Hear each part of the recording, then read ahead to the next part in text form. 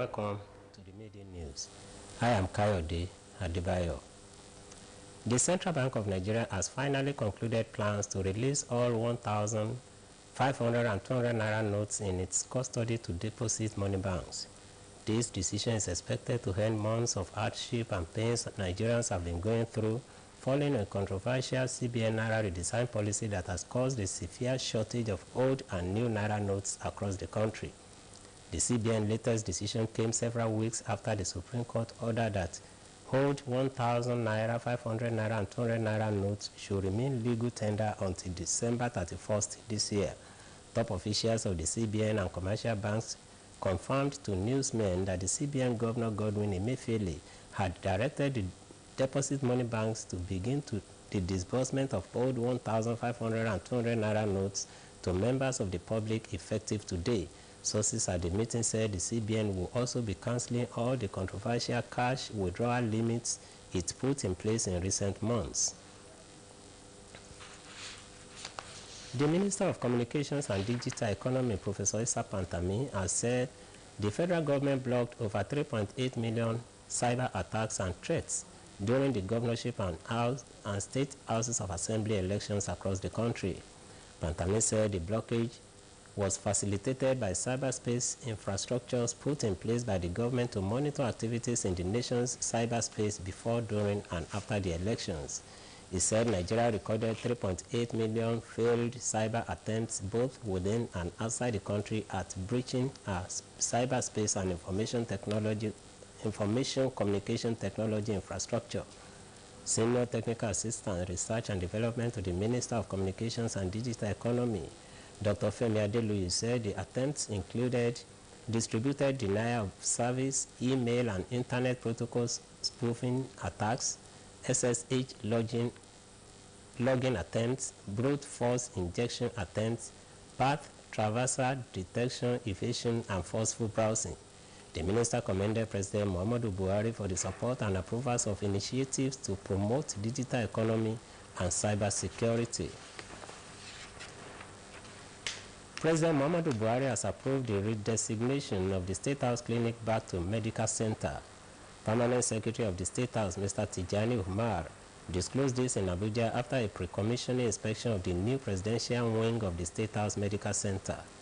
The pre-commissioning inspection was carried out by the Secretary to the Government of the Federation, Mr. Boss Mustafa, Minister of Finance, Budget and National Planning, Zainab Ahmed, and the Minister of State for Finance, Budget and National Planning, Mr. Clem Agba. In March 2019, the President had given approval that the State House Medical Center, Asokoro, which was facing challenges with funding, deterioration of infrastructure and equipment, be scaled down to a clinic until the challenges were addressed.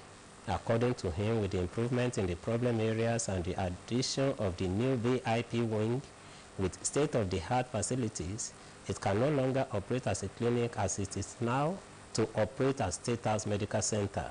He said that all is set for the inauguration of the new world-class facility by the President to add to the growing number of completed and commissioned legacy projects of the present administration.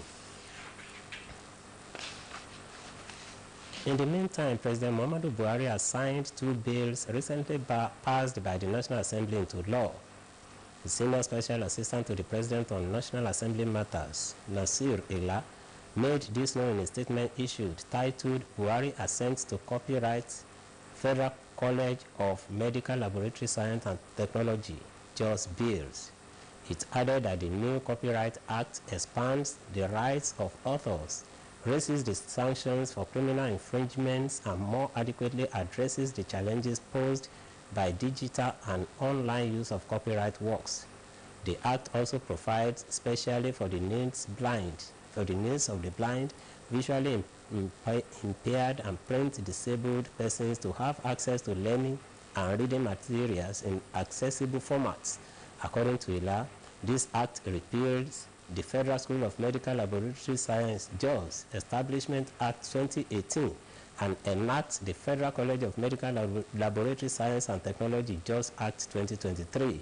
This is to make the institution more effective in the discharge of its functions by strengthening the organizational framework and to bring its provision in conformity with the current democratic principles.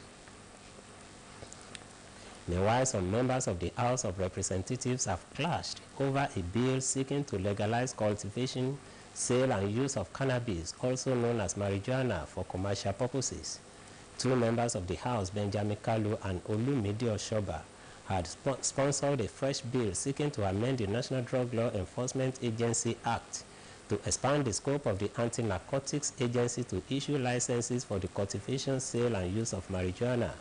The bill is a consolidated version of Kalu and Oshoba's separate bills numbered HBS 1190 and 1918. However, when the bill was up for second reading at the plenary, another member of the House, Miriam Onoha, protested that the content of the bill was same with hers, which she sponsored long ago. The Speaker of the House, Femi Gbajabiamila, in his ruling, asked both sides to liaise with the chairman of the House Committee on Rules and Business, Abubakar Fulata, to identify the differences and similarities between the bills ahead of sitting today. The Senate President, Ahmad Lawan, has urged the Muslim faithful in Nigeria in the month of Ramadan to pray for a peaceful transition of power at the national and sub-national levels in the coming months. In his goodwill message, Lawan said this Ramadan period provided an opportunity to pray for the success of the incoming administration both at the federal and state levels, as they will assume the onerous task of continuing the building of a virile and prosperous Nigeria. The Senate President added that as a country, Nigeria had made some good progress in its political voyage and still learning, noting that those who had gone further also encountered challenges.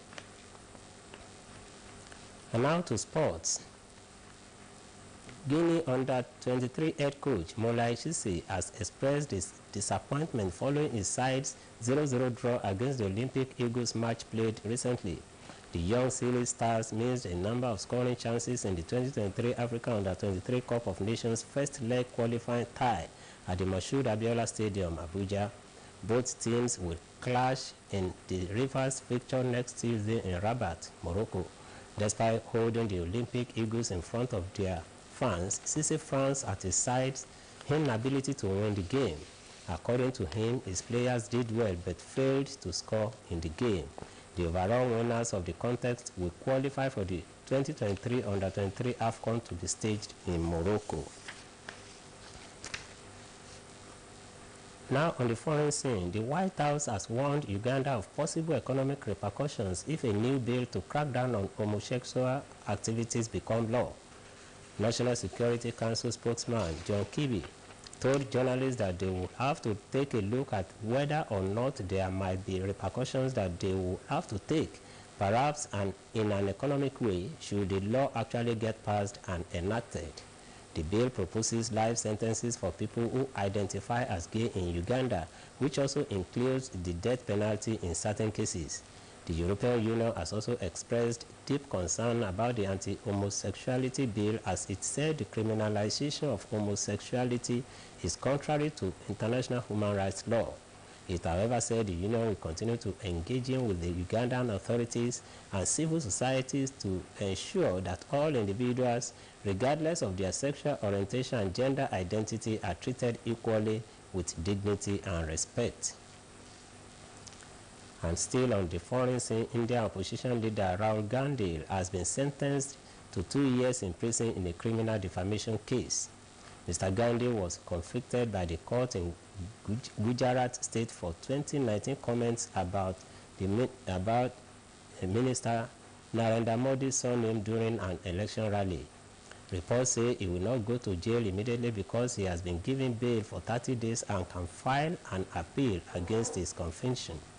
The Congress Party member of Parliament was present in court for sentencing, which comes a year before general elections are due.